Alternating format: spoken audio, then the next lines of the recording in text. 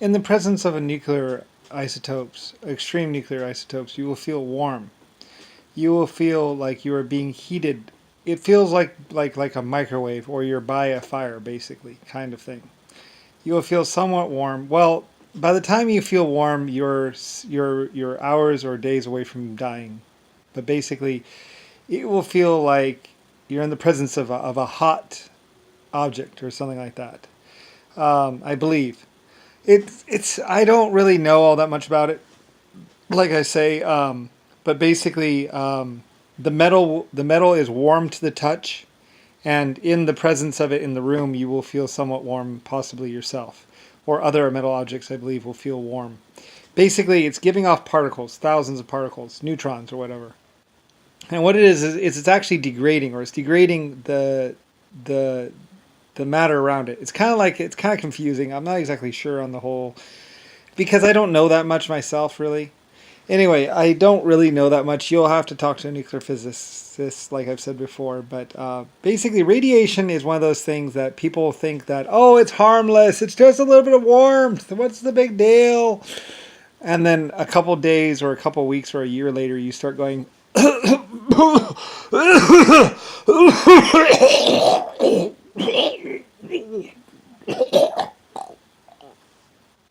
blood. I'm not feeling that good today.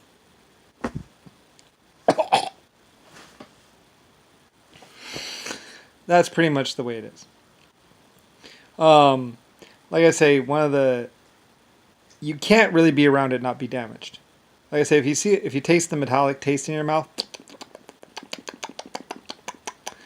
I forget. There's the metallic taste in your mouth or the iodine taste in your mouth, but there's also anyway that those are the particles actually affecting your body. Um, you might actually feel warm too. Um, like I say, radiation, radioactive stuff is not a joke. Many people have said it's all what you're used to. It's fine. It's fine. And then, like I say, about 3 years later, a year later, or days to weeks later, you will be going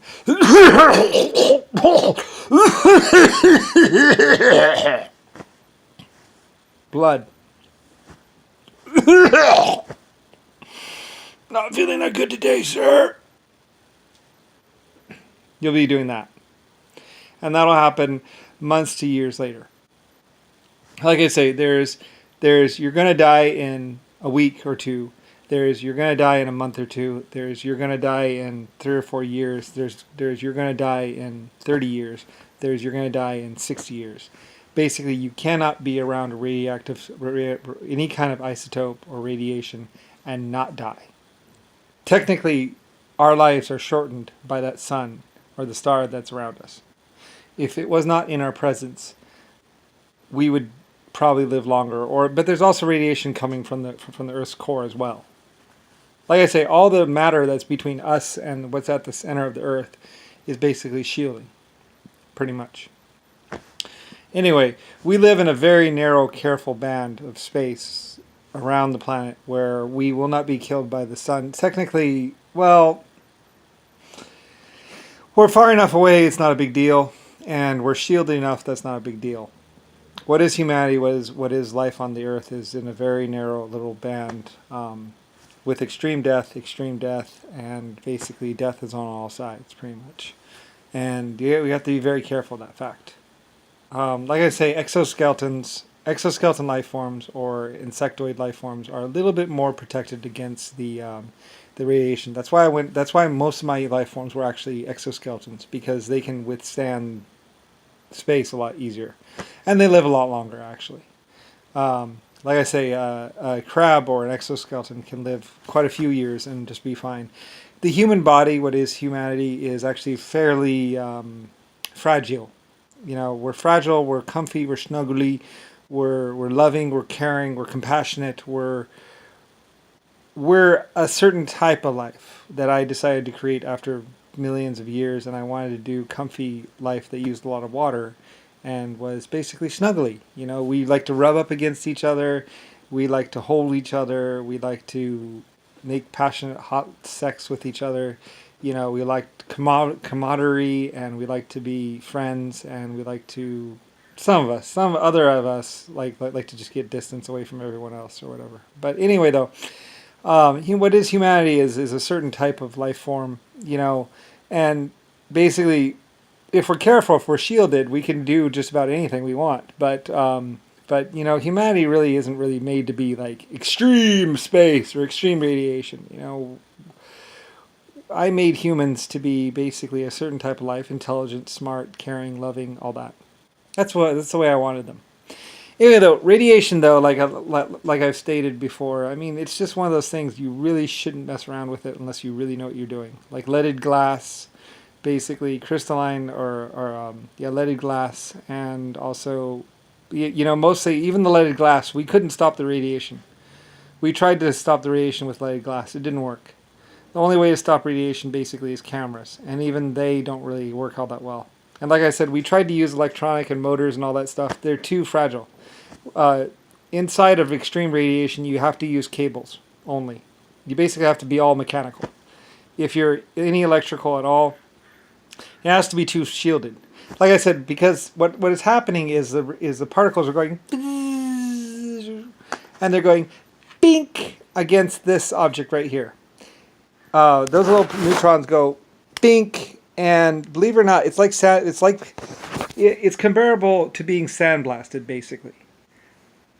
Basically, this, and then one little molecule of the paint or whatever goes bing, because it's cut loose or whatever. Anyway, it's really complicated, and I don't exactly understand it myself, to tell you the truth, like I say. But pretty much, it's kind of like being sandblasted, I think. Anyway, like I say, I'm not an expert. I just know, basically I owned some stuff. I had research. I was paying for research on thorium and radiation.